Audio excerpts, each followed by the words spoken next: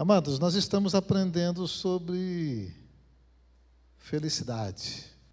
Mas o que é felicidade? Que tipo de gente é feliz? Como é a vida de alguém que é totalmente realizado? Nós estamos na série de mensagem de Mateus 10, 25. Vamos ler comigo até na última parte? Basta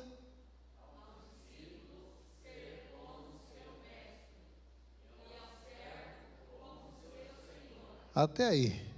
Então a proposta de Jesus, inclusive para mim, para você, é ser como Ele. Ele começa a descrever no Mateus capítulo 5, que é o chamado Sermão do Monte, onde, como nós já aprendemos sobre multidão e discípulo, você é quem? Aí ele começa a dizer o que é a felicidade, quais as características daqueles que são felizes. Felizes segundo o reino de Deus. Se você não participou dos últimos 2 cultos, entre no YouTube, no nosso canal, Comunidade Vivo Está Oficial, e assista a mensagem Multidão e Discípulo, você é quem? E a de domingo passado, que é felicidade sustentada. O que é isso, pastor?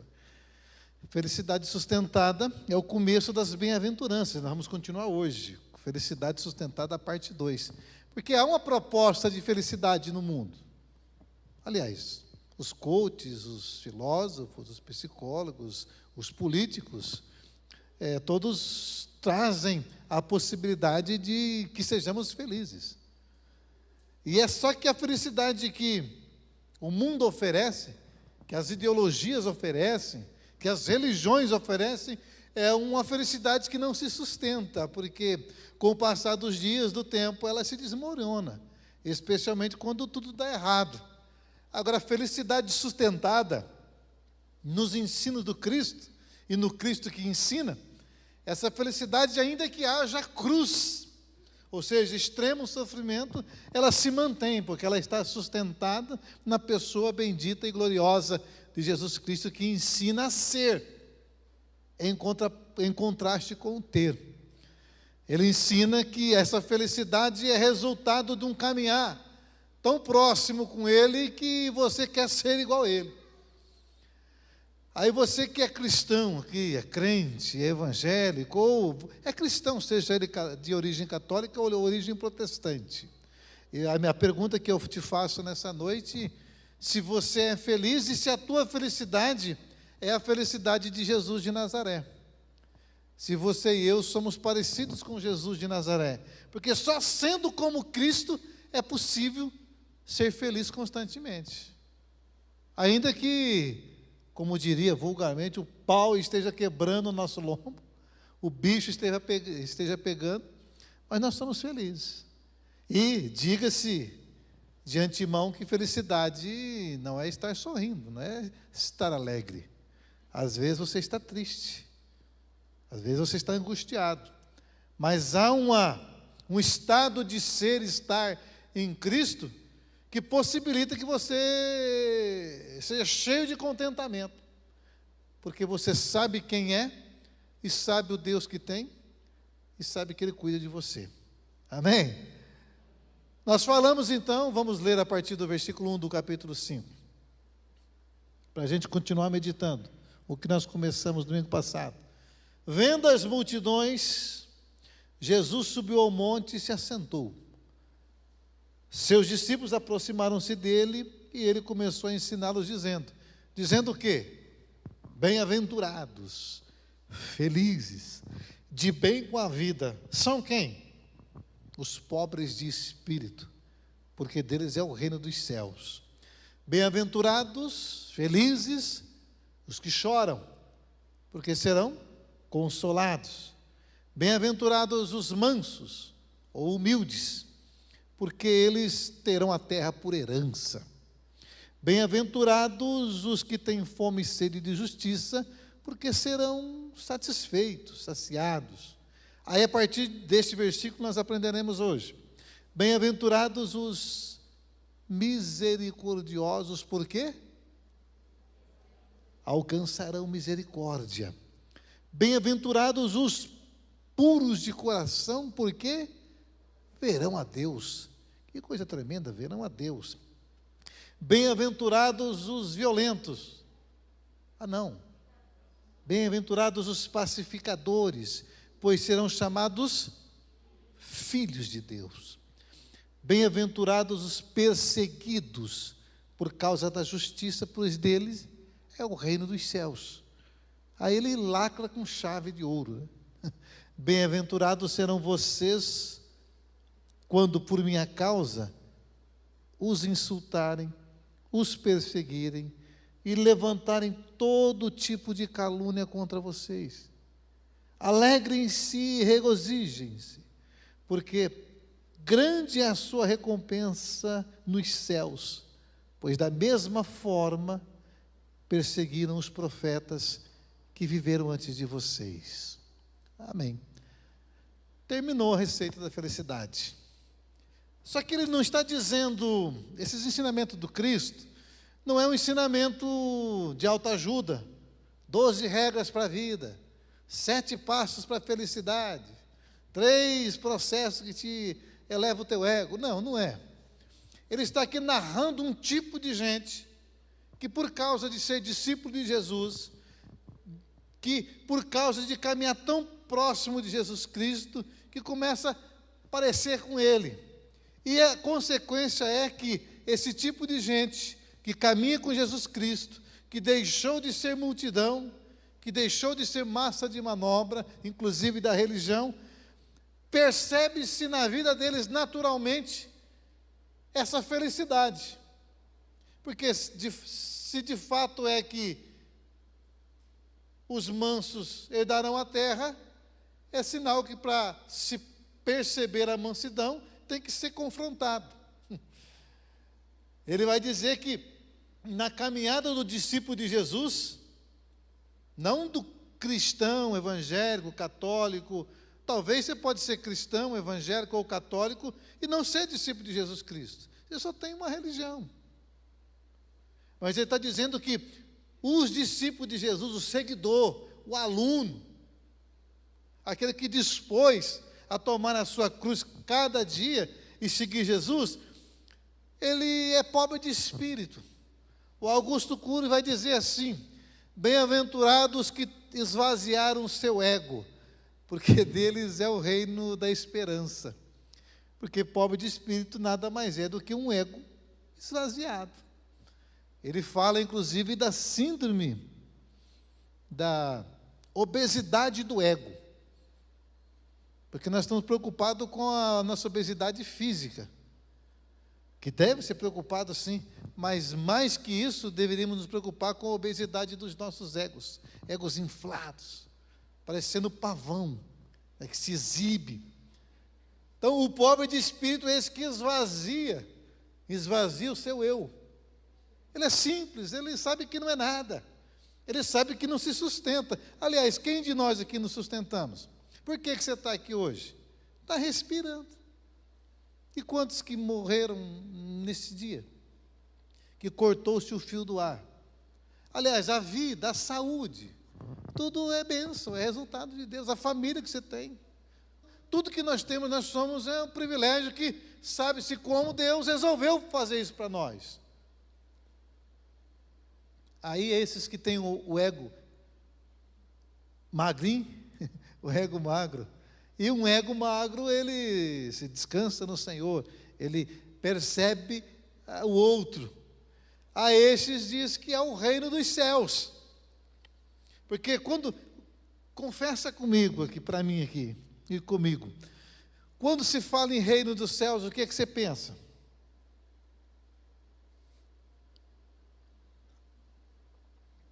Ah, eu faço parte, é bem-aventurado o pobre de espírito, porque deles é o reino dos céus. Quantos que pensam assim, pós-morte, né? Vou para a glória, o céu, rua de ouro, aquele negócio bonitinho lá. É ou não é? 90% pensa em reino do céu nessas categorias, pós-morte. Todos nós pensamos em reino do céu pós-morte, não. Reino dos céus começa aqui. Jesus falou, o reino de Deus chegou, do céu chegou, está dentro de vocês. Aqui é uma pré-inauguração do que será depois. Inclusive, a nossa vida, o nosso estilo de ser, é uma inauguração do que será depois. Se é violência, se é ego inflado, se é violência, morte e tudo que o contraste das bem-aventuranças, é sinal que o reino não vai ser o dos céus, vai ser o reino da extinção, o reino do aniquilamento, o reino do distanciamento eterno de Deus. Então, o reino dos céus, vida eterna, céu, começa aqui. E quando eu tenho essa percepção, eu encaro a vida de outra forma, porque aí eu começo a ver a vida como esse céu que já se inaugurou em mim. E uma vez que o céu está em mim, porque Deus está em mim, agora o discípulo não está mais perto do Mestre Jesus, o Mestre está dentro do discípulo. Isso é lindo. Aí eu começo a ver a vida com outras categorias. A esperança que brota no meu coração é extraordinária. Aí nós aprendemos então as bem-aventuranças, e hoje ele continua dizendo, olha, felizes, o versículo 7. Aí ele continua dizendo, olha, bem-aventurado, felizes, os misericordiosos, porque alcançarão misericórdia. Ele já associa a possibilidade de só alcançará misericórdia quem exercer misericórdia. Está certo meu raciocínio? Se eu não sou misericordioso, não adianta eu querer misericórdia. O que é ser misericordioso? Nós já aprendemos aqui, eu preguei uma vez sobre misericórdia divina. Faz 2 anos já estava olhando lá, as minhas anotações. Mas misericórdia, misere, é de miséria, é uma palavra do latim que significa miséria, misere. E cordis, palavra grega do qual se deriva coronárias, cardíaco, cardiologia. Então, misere e cardios significa que, quando eu falo que Deus é misericordioso, significa que Deus coloca as suas coronárias, o seu coração, na miséria humana. Aleluia. E foi isso que ele fez em Cristo Jesus. O homem está longe, caído, sem conserto, sem possibilidade de reajuste, de reviver. Aí ele pega o coração dele, que é Cristo, o Verbo encarnado, e coloca no mundo miserável. Aleluia. Porque ele te ama e te ama com esse amor misericordioso. Aí ele fala, o discípulo de Jesus de Nazaré é esse homem, essa mulher, que coloca o seu coração na miséria do outro. É esse que, primeiro, que se enxerga como alvo da misericórdia. Ele sabe que é um miserável, que é um pecador, que não tem melhor, não tem pior. Nós somos pecadores. Nós pecamos. Nós somos desconfigurados, somos gente em processo de construção. Mas o que é misericordioso, ele se enxerga, sabe que foi alvo, ele percebe inclusive o direito de Deus de condenar a gente. Quem é misericordioso, ele olha para si e olha para Deus e fala, Senhor, eu sou desconfigurado mesmo, eu não mereço tanto amor. Você lembra que eu falei para vocês aqui, que o pessoal fica muito preocupado com o inferno, né? O pessoal gosta do inferno, crentes adoram o inferno. Não sei por que eles não deveriam ir para lá, né? Porque fala de inferno e prega sobre o inferno, e é uma infernação, né? Mas não tem inferno na Bíblia? Tem sim, claro que tem. Tem uns 3 tipos de inferno. Tem. Mas digamos inferno, vamos pensar num inferno pós-morte, onde eu sou lançado nesse inferno. Vamos conjecturar comigo essa fala da Escritura. Se Deus hoje chegasse para mim, eu já disse para você, vou repetir para ficar gravado. Se Deus chegasse hoje para mim, Paulo, estou levando você, vou matar você hoje. Eu falo, ok, Senhor. E eu vou lançar você no inferno. Eu simplesmente ia chegar e falar, Senhor, ok, está certo, Senhor. Eu não mereço mesmo o céu, eu sou muito ruim. Eu não mereço nada do Senhor e o Senhor é Deus. Se o Senhor quiser me mandar para o inferno hoje, não tem problema. O Senhor é Deus. Eu sou criatura. Criatura não se fala diante de Deus. Criatura não, o ser criado não questiona quem o criou.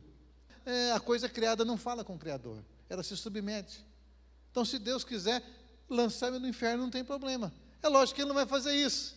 Não por causa de mim, mas por causa da misericórdia dEle. Que Ele colocou o coração dEle na minha miséria. Mas o misericordioso é esse que entende que Deus tem direito, dá razão para Deus. Feliz é esse tipo de gente que pensa assim. Primeiro, que não se preocupa com o inferno. O inferno já foi resolvido por Jesus de Nazaré. Eu tento seguir Ele. O bem-aventurado, o misericordioso é este que ele se compadece da fraqueza do outro. Quando ele vê o outro errando, pecando, ele não olha e fala, que bom que o irmão lá caiu, pecou, que bom que o cara se lascou de novo, pela 10ª vez. Não, isso aí é um coração vingativo. O misericordioso, ele se coloca no lugar do outro, na miséria do outro. Ele vê com compaixão. Ele olha para o outro e consegue enxergar no outro a possibilidade de Deus agir na vida dele. Mais para frente, Jesus vai dizer isso dizendo o quê? Ó tu que olhas o cisco no olho do outro e não enxerga a peroba que está no teu. É uma viga, né? Eu já falo rasgado para entender. Arranca primeiro essa peroba, essa viga, essa trave que está no teu, para depois que você enxergar, porque com uma tábua dessa você não consegue enxergar nada, aí você vai olhar com misericórdia e dizer, meu irmão, tem um cisquinho no teu olho, isso aí dói para caramba. Isso é misericórdia. Feliz os que são misericordiosos, porque eles alcançarão o quê? Aí depois você não sabe por que as pessoas olham para você com desdém, sem misericórdia, vibra quando você se lasca, não cuida de você, não dá a atenção que deveria dar para você. Você nunca foi misericordiosa. Como é que você quer receber misericórdia? Você vê, o feliz é aquele que é misericordioso, porque é uma resposta voluntária. Ele não é misericordioso pensando em receber misericórdia. Ele é porque ele é o discípulo de Jesus, e Jesus tinha misericórdia de todo mundo. Ele olhava para a multidão e disse que ele tinha compaixão. Ele tinha simpatia, ele se colocava porque eles estavam sofrendo. Você é feliz? Amém? Segundo os projetos de Jesus de Nazaré, eu até coloquei lá, aprendendo felicidade sustentada conforme Jesus de Nazaré. Conforme Jesus de Nazaré. Aí ele continua, o segundo versículo. 8. Bem-aventurados. Vamos ler comigo? Bem-aventurado.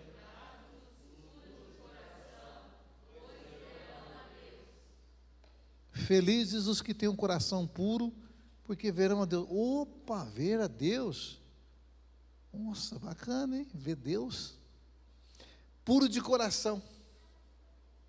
O que é isso? Está falando de moralidade? Não. Está falando de ética? Não, moralidade e ética é resultado de ser gente. Não precisa nem ser discípulo de Jesus. Tem hinduísta, islâmico, ateu que tem ética e moral. Isso é inerente, são virtudes inerentes ao coração do ser humano. Minimamente humano. O que está falando dos limpos de coração? Tem até o salmista que diz, quem que entrará no seu santuário, né? Quem tem as mãos limpas e um coração puro.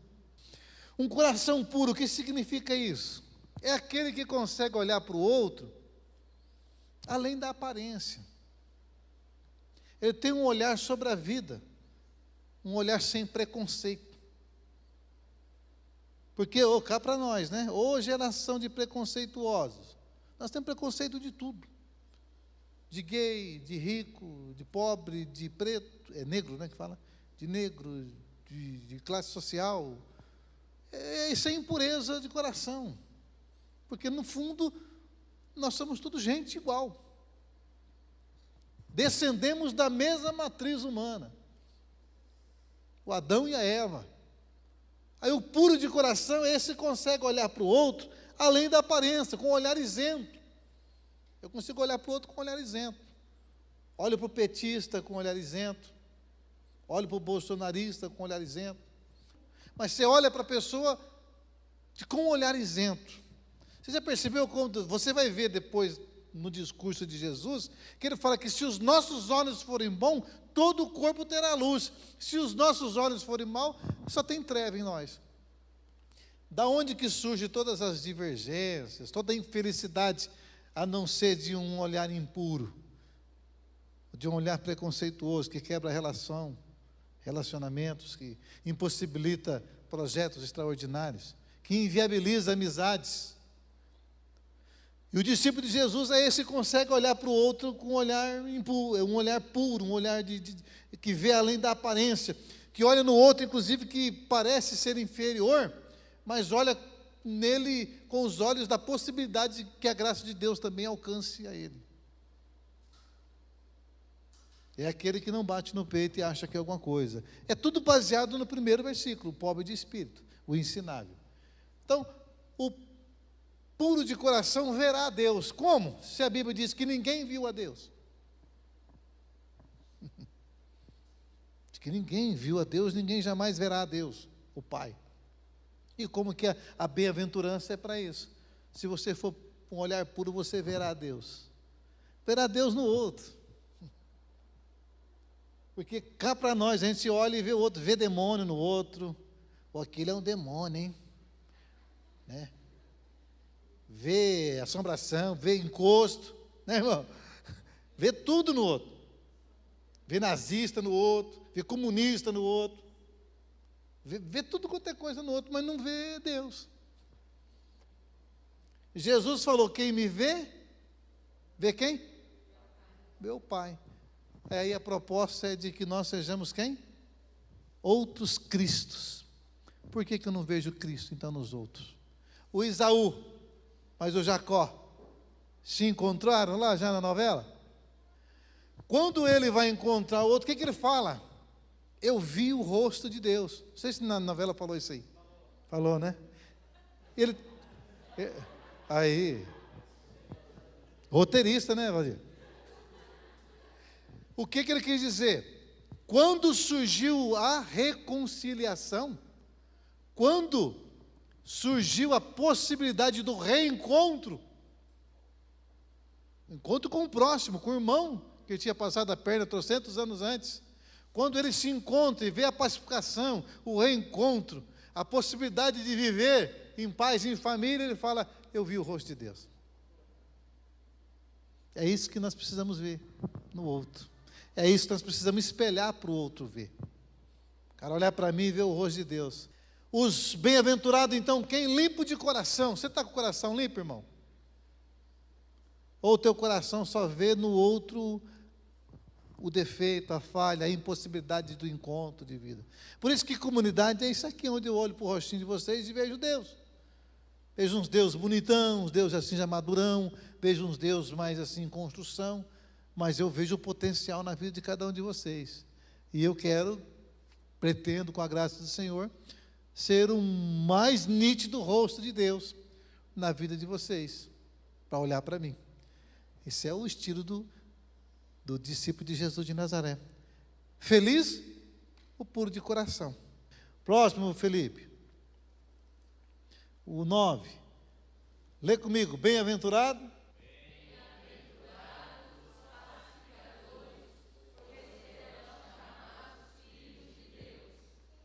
Amém. Felizes os pacificadores. Ah, Jesus amado, será que eu falo desse versículo ou desse versículo para outro dia? Falo ele? Fala ou não? Tem certeza? Vou falar então, hein? Bem-aventurados os pacificadores, não é pacifista, não é ONG não, é pacificador. Por que serão chamados? Então filho de Deus é só quem é pacificador? Como é que eu vou saber se tem filho de Deus na face da terra? Quando eu olho para um pacificador, para um Gandhi,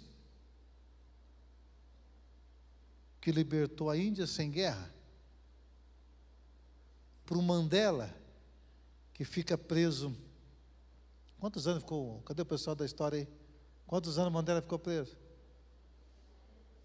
Eu não creio que essa molecada mais nova não sabe nem quem que é o Mandela. Hã? África do Sul, acho que quase 30 anos. Mas quando ele sai da prisão, ele perdoa todos os que o tinham levado para lá, foi prisão política. Ele fala, se eu saísse daqui sem perdoar os meus opositores, eu sairia da prisão, mas a prisão não sairia de mim. O reino de Deus é de dentro. O pacificador é esse que tem esse coração, que leva a paz, esse que evita a violência, é esse que não faz lobby para a guerra. Com a guerra nunca se construiu paz. É mentiroso esse slogan, gente. Construiu paz no Afeganistão? Com guerra? Nenhuma guerra constrói a paz. Isso é coisa dos reinos do mundo. E Jesus falou, o meu reino não é deste mundo. Falou, os governos das nações têm suas autoridades, são servidos, gostam de poder, de status, de fama. Entre vocês não será assim. Entre vocês, aquele que é grande seja pequeno, aquele que é servido comece a serviço. Porque o Filho do Homem veio para servir e não para ser servido.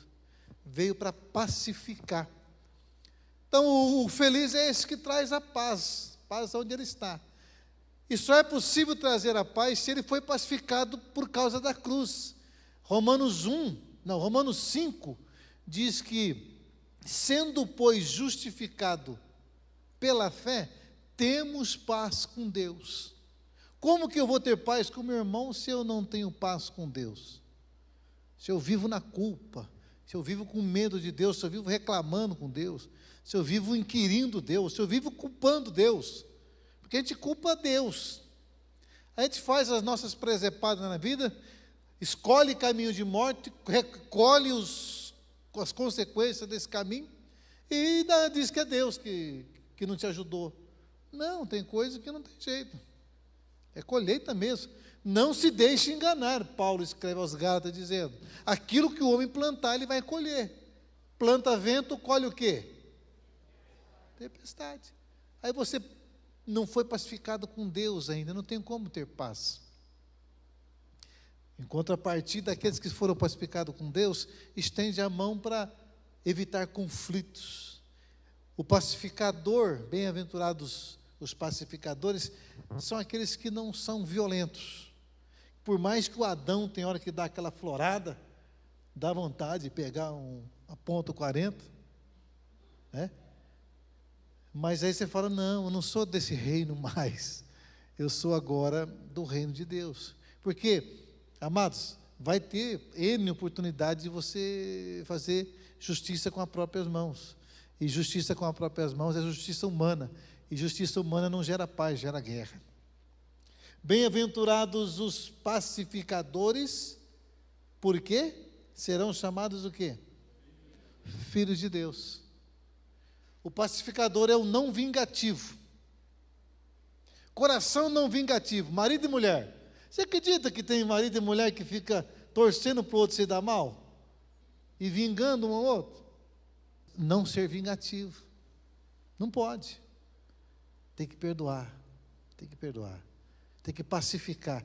Porque a palavra branda provoca a paz. A palavra ríspida, dura, provoca ira.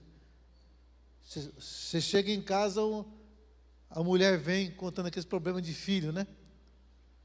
Ah, porque o menino, a menina, não sei o quê. Você já está querendo bater no patrão. Aí você fala uma coisa, a mulher fala outra e começa a pegar fogo. Se você conseguir chegar e respirar, pacifica o ambiente. Palavra branda. E como é?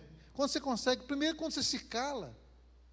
Tiago fala, seja pronto para ouvir, tardio para falar e tardio para irar. Então, bem-aventurado é esse que não é vingativo, esse que distribui perdão. O pacificador é aquele que constrói pontes e não muros. Eu tenho que aprender isso. Construir ponte nos relacionamentos, na igreja, na família, no mundo. Porque se você constrói um muro, amado, pode ser que você precise pular para o outro lado. Nem for para correr.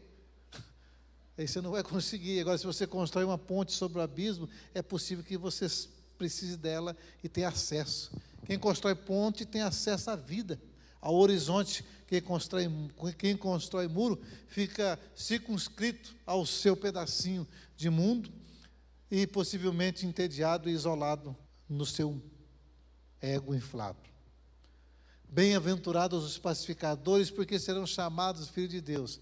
Agora, você será chamado filho de Deus se você é alguém que promove a paz.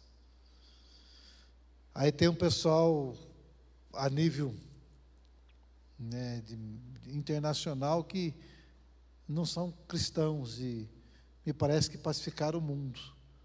Construíram pontes ao invés de muro. Veja bem, quer ser feliz? Quer, amém? Mas não é só o senhor orar no final do culto aqui para me ser feliz, pastor? O senhor faz uma fila, pega um balde de óleo e unge a minha cabeça para eu ser feliz? Não, isso é macumba evangélica. Mas se eu trouxer a minha carteira de trabalho, o senhor não vai ungir, pastor, para mim ser promovido? Aí eu vou ser feliz? Não, isso aí leva no terreiro, filho. Leva no terreiro, já deixa uma graninha lá para o pessoal. Porque não dá. Ou você segue Jesus ou fica nessas fuleiragens por aí. E meu maior respeito aos terreiros, que tem postura mais certa do que muitos que se dizem representantes de Jesus de Nazaré. Amém? Quer ser feliz mesmo? Quando eu falo da oração, nada impede de eu fazer uma fila no final do culto e orar por cada um de vocês. A Bíblia manda orar. Devemos orar uns pelos outros, mas não é passe de mágica que vai dar felicidade a você. É você andar pertinho de Jesus de Nazaré, querendo ser como Ele, que isso vai aflorando no seu ser, você vai sendo parecido com Ele. Próximo, Felipe. Bem-aventurados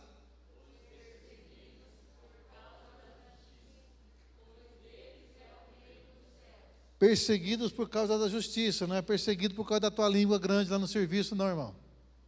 Porque tem gente que fala, pastor, está sofrendo perseguição no serviço. Você está colhendo os maus relacionamentos que você tem, filho. Estou perseguindo, o devorador está pegando no meu pé, está acabando com o meu dinheiro. Ou você ganha 1.000, gasta 1.500 e o devorador que é culpado? Não, você que não sabe administrar. Estou perseguindo. O vizinho meu está perseguindo. Aí você bota aquele hino evangélico chato, ruim pra caramba, no último volume e não quer que o cara jogue pedra na tua casa? Vai perseguir você mesmo. Bota um hino bacana ou tanta música boa que tem por aí. Você não incomoda a privacidade do outro. Quando nós fomos construir aqui, sabia que aqui tem projeto de incomodação de vizinhança? Tivemos que pagar um projeto, pagar taxa na prefeitura, para fazer um projeto que a igreja, o som, a acústica, não poderia incomodar a vizinhança. Perfeito. É isso mesmo. Aí o cara constrói a igreja no meio daquelas casinhas, assim, compra meio terreno, meia datinha, abre uma igreja e grita feito um louco, que não quer que o vizinho persiga ele. Mas e os bailes, pastor? E as boates que abrem no... Mas você quer comparar, filho? Não tem nada a ver uma coisa com outra. Claro que é insuportável também, né? Mas seja você a luz. Então, quando fala de perseguição por causa da justiça, não é isso que eu falei, não. Perseguidos por causa da justiça são aqueles que aprendem a lidar, percebem a injustiça, denunciam a injustiça, abrem a boca e falam, e em contrapartida são perseguidos. Ele usa como referência o que no versículo final? Ele usa quem? Os profetas. O profeta que via a injustiça do rei, do poderoso, é o cara que denuncia, é aquela voz profética que Jesus foi. Vai lá e fala para aquela raposa, o Herodes. É o Cristo de Nazaré, que a sua fala já incomoda a religião. Tanto é que o buscam matá-lo. porque tirou os benefícios da religião. A feiticeira lá que Paulo expulsou o demônio nela. O pessoal ganhava dinheiro com adivinhação, os donos dela. Chega lá, acabou. O espírito entrou, salvou, foi perseguido. O gadareno, Jesus vai lá, liberta o gadareno, entra os demônios, 2.000 porcos lá, os porcos se matam. Pula no abismo. O pessoal falou: meu, o senhor ir embora daqui, que a gente prefere viver com os demônios do que com o senhor, porque o senhor tirou nossa fonte de renda. Então, bem-aventurados, felizes esses que são perseguidos por causa das injustiças e que não carecem da validação do outro. Ah, mas pastor, você tem que fazer um discurso politicamente correto, senão o senhor vai ficar com pouca gente aí, mais 10 anos. Ué, fazer o quê, irmãos? Vou vender a mensagem, comprometer a mensagem? Vou prometer o que Jesus não prometeu para você? Não, não posso. Mas então, seja mais polido com as suas palavras. Não dá essas pancadas de uma vez na cabeça, assim, não. Fala: olha, o Jesus, no capítulo 23 de Mateus, falou umas verdades bem durinhas com o pessoal ali. É porque religioso não suporta essa fala minha. Religioso não suporta. Quem é religioso, gosta de religião, não suporta. Agora, quem quer ser discípulo de Jesus e quiser aprender comigo e me ensinar, juntos aprendemos o caminho, nem que sejamos perseguidos por causa da justiça.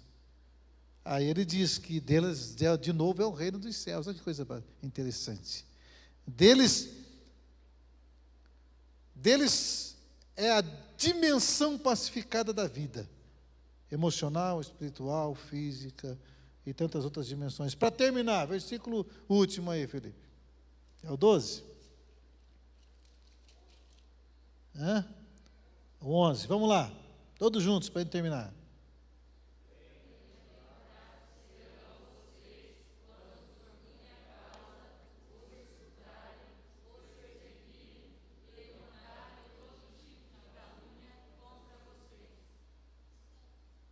Continua o outro. O que ele manda fazer? O 12.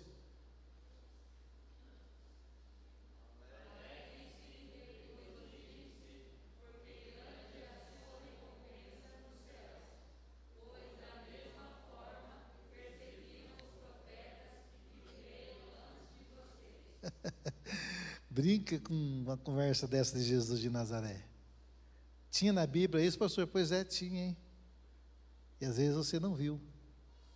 Eu comecei da primeira fala de Jesus para os discípulos.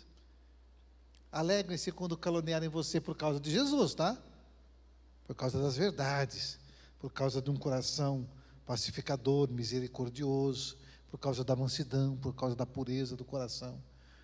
Então, quando começarem a caluniar e disser todo mal contra vocês não fica triste não, alegrem-se e regozijem, é uma alegria indescritível. Regozijo é mais do que alegria, pois grande é a recompensa de vocês nos céus, porque assim, pois da mesma forma, perseguiram os profetas que viveram antes de vocês.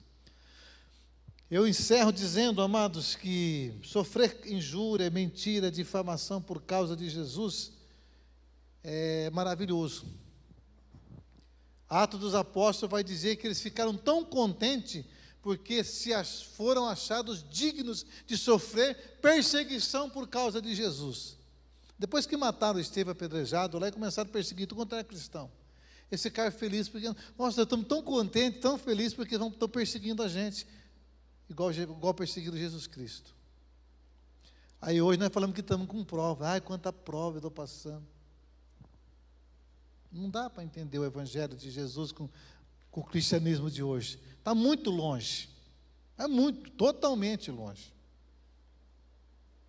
Alegrem-se e regozijem, porque a recompensa de vocês está nos céus, quando de fato o reino de Deus será estabelecido. Queridos, Jesus Cristo foi totalmente feliz por ser assim. E se eu e você quisermos ser felizes, segundo o padrão da palavra de Deus, do reino de Deus, e ser gente humana, gente boa de Deus aqui, rosto de Deus, para que todos enxerguem, nós precisamos entender que essa possibilidade é real, é verdadeira. E não por causa de nós, mas por causa do caminhar com esse Cristo. Por causa da convivência, por causa desse entregar-se a Ele. Por causa desse amado da minha alma, que é Jesus Cristo de Nazaré. Por causa desse que faz com que a nossa alma sossegue, tranquilize com o dia de amanhã. Queridos, a nossa identificação com Cristo nos fará relativizar todas as demais coisas. Porque para discípulo de Jesus, o que basta é ser como Ele. Ainda que venha perseguições, ainda que venha injúrias, ainda que venha calúnia. Aí ele conclui dizendo que os felizes têm como referencial o profeta. Por que ele não falou que, porque assim fizeram a Moisés, a Salomão, a Davi. Ai, Senhor, eu quero ser como Davi. Mas o referencial é o profeta. O feliz é o profeta que denunciou a injustiça. O feliz é o Isaías, é o Jeremias que foi jogado no calabouço, é o Ezequiel, é o João Batista que não podia nem ir no templo, estava fora, estava no deserto. Ele é o ícone. Você quer um ícone para seguir? Eu quero seguir a cantora tal, gospel, o cantor tal. Filho, é ídolo igual. Não, pelo amor de Deus. Você pode gostar do cantor A, B ou C, não tem problema nenhum. Mas idolatrando, o ícone nosso como referência é o profeta. É o homem que representava a voz de Deus na terra. Isso é maturidade cristã. O resto é religião e infelicidade. Os felizes estão absolutamente conscientes que já vivem no reino de Deus, porque o reino de Deus está dentro deles. E em seu coração geram a esperança que esse reino logo será definitivamente inaugurado e todas as coisas serão transformadas quando Cristo voltar, aonde nós teremos tudo nele e estaremos eternamente com Ele. Lá nós seremos de fato iguaizinho a Jesus Cristo de Nazaré. Enquanto aqui, amados, eu termino dizendo, enquanto estivermos aqui, vamos nessa esperança de obedecer essa fala de Jesus para ser feliz, de ser tudo isso que Deus quer que sejamos. Aí você terá um coração grande, chorará, passará por dor, por angústia, por traições, por calúnias. A vida é assim, mas isso não tirará de você a alegria de viver, o sabor pela vida, porque você é feliz de fato como humano tem que ser.